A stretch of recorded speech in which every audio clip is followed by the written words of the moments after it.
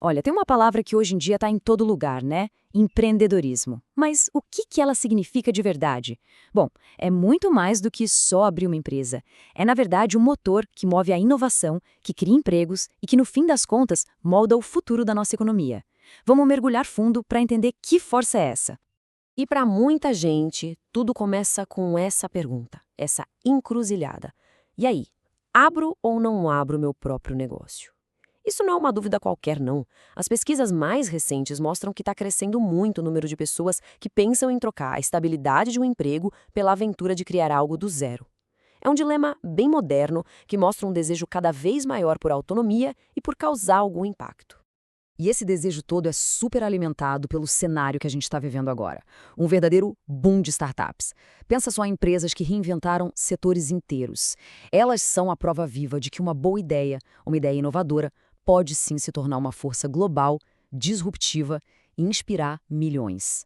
Claro, o caminho é de altíssimo risco, a gente sabe, mas é o potencial de transformar tudo que atrai tanta gente. Ok, então vamos mergulhar na definição. Para a gente entender o fenômeno, a gente precisa entender o protagonista dessa história. Nessa primeira parte, vamos dar uma olhada na origem da palavra e analisar duas definições clássicas que, olha, formam a base de tudo que a gente entende sobre quem é o empreendedor. A raiz da palavra já entrega muita coisa. Imprendere, lá do latim, quer dizer assumir uma tarefa difícil, uma tarefa trabalhosa. Com o tempo, principalmente na França, o termo entrepreneur foi evoluindo. Não era mais só quem executava a tarefa, mas sim quem organizava, gerenciava e, o ponto crucial, quem assumia os riscos financeiros da coisa toda.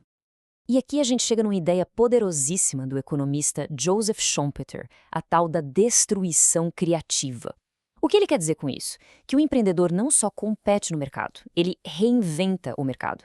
Pensa na Netflix acabando com o modelo das locadoras de vídeo, ou nos aplicativos de transporte virando a indústria de táxis de cabeça para baixo. Isso é a destruição criativa em ação. O velho dando lugar para o novo de uma forma implacável. Aí o Fernando Dolabella vem e nos dá uma perspectiva mais humana. O motor do empreendedor é a insatisfação. Mas não é aquela insatisfação que paralisa, sabe? É aquela que faz a pessoa se perguntar, poxa, por que isso tem que ser tão complicado? Tem que ter um jeito melhor. É a frustração com o banco tradicional que leva à criação de um banco digital. É essa crença de que sim, é possível mudar o mundo que serve de combustível. Certo, então o empreendedor é um visionário, um insatisfeito, mas como ele se diferencia de um excelente administrador? Porque os dois são essenciais para o sucesso de uma empresa. Nessa sessão, a gente vai contrastar o foco de cada um, detalhar o papel do administrador e destacar aquelas qualidades extras que definem um empreendedor. A diferença fundamental, gente, está no foco. Para ficar fácil de entender, imagine uma grande montadora de carros. O administrador está lá, focado em otimizar a linha de produção, em fabricar o modelo atual de um jeito mais rápido, mais barato. Agora, o empreendedor, ele está se perguntando, e se o futuro não for sobre ter um carro, mas sobre usar serviços de mobilidade? Um busca a perfeição no agora, o outro está desenhando o futuro. O universo do administrador é regido pelo método, pelo famoso pode ser. Ele vai planejar o orçamento do trimestre, organizar as equipes para bater as metas, dirigir as operações do dia a dia e controlar os indicadores para ver se está tudo nos trilhos. Ele é o maestro que garante que a orquestra toque a sinfonia direitinho, sem errar uma nota. O empreendedor também precisa entender de gestão, claro, mas ele traz algo mais. A visão é o que permite olhar para um terreno vazio e imaginar um centro de inovação. A tomada de decisão é ir lá e assinar os papéis. A exploração de oportunidades é perceber uma necessidade que ninguém mais viu. E a criação de valor, ela acontece quando aquele projeto vira um novo motor de crescimento para a cidade. Mas essa figura do empreendedor não apareceu do nada lá no Vale do Silício. A verdade é que ela é tão antiga quanto o próprio comércio. Nessa sessão, a gente vai fazer uma viagem rápida no tempo, das caravanas do Marco Polo até a era digital, para ver como o papel e a percepção do empreendedor se transformaram. E muito. Essa linha do tempo é fascinante. Pensa no Marco Polo. Ele era um empreendedor que arriscava a própria vida em rotas perigosíssimas, dividindo o risco financeiro com o investidor, um capitalista. Já na Idade Média, o termo era usado para quem gerenciava grandes construções, tipo catedrais, mas sem arriscar o próprio dinheiro. A grande virada mesmo vem lá no século XVII, quando o empreendedor passa a assumir todo o risco do negócio. E essa evolução não para, chegando até hoje com o conceito de intraempreendedor, que é aquele que inova dentro de uma grande empresa. E como essa história toda se desenrola aqui no Brasil? Agora vamos focar no nosso quintal.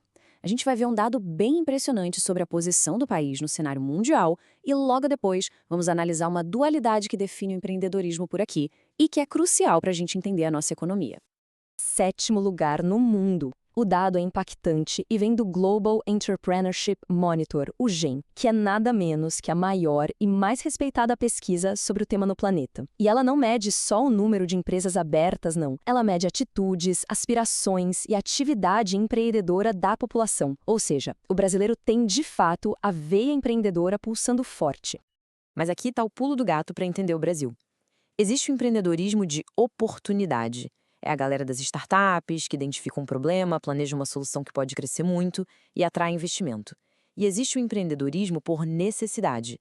É a pessoa que perde o emprego e começa a vender doces para pagar as contas. Os dois são empreendedores, os dois merecem respeito, mas é o primeiro que realmente gera inovação e empurra o crescimento do país para frente no longo prazo. Para a gente fechar, vamos desconstruir bem rapidinho 3 ideias que mais atrapalham do que ajudam quem pensa em empreender. O mito do empreendedor jogador, a ideia de que tem que ser jovem e, por último, a crença de que dinheiro é o ponto de partida para tudo. Vamos para o primeiro. A mídia adora aquela imagem do gênio que aposta tudo numa ideia maluca, arriscando ir à falência. Mas será que os grandes negócios são construídos assim, na base da roleta russa? A realidade é exatamente o contrário. Empreendedores de sucesso odeiam perder dinheiro. Eles são, na verdade, mestres em gerenciar riscos. Eles fazem isso com pesquisa de mercado, criando um protótipo para testar a ideia antes de investir uma grana preta, se cercando de mentores. O objetivo não é evitar o risco, porque isso é impossível, mas sim calculá-lo e diminuí-lo de forma inteligente. Segundo mito, aquela ideia de que a garagem é um clube exclusivo para quem tem menos de 25 anos. A cultura pop reforça demais essa imagem do jovem prodígio que larga a faculdade e cria um império. Mas os dados contam uma história bem diferente. Pesquisas de lugares como o MIT, por exemplo, mostram que a idade média dos fundadores de startups de altíssimo crescimento está ali na casa dos 40 anos.